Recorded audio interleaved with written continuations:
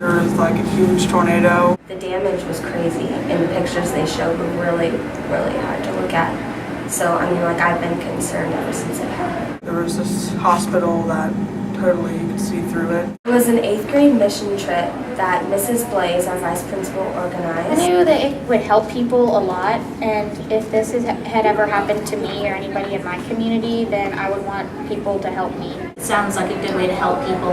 It also sounds like a lot of fun. Everybody mimic Alexis!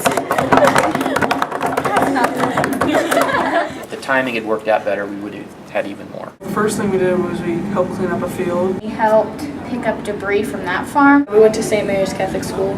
We sorted like all these backpacks that had been like donated with that had food and stuff, school supplies. We did a really good thing, just going down there to help them, and they really needed help. We got to help, and then we got to talk with our friends too. Yeah. Some of the 8th graders at St. Peter's Middle School, 8 out of 19 8th graders there had lost absolutely everything. It looked like they were still happy because they smiled.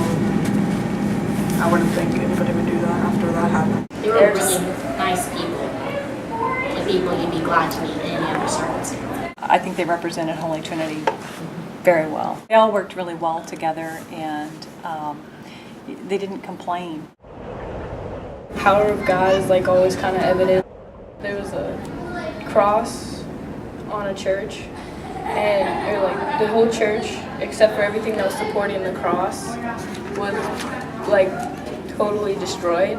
What I thought was cool was the tree stumps.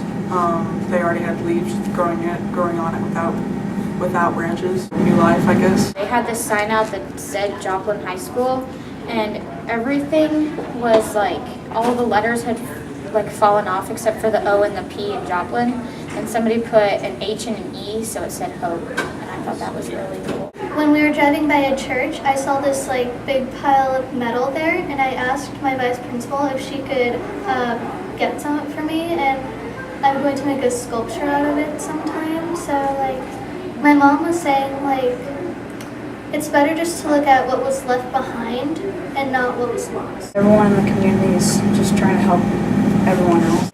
And I think a lot of them really did kind of come away with that the material things that were destroyed and, you know, that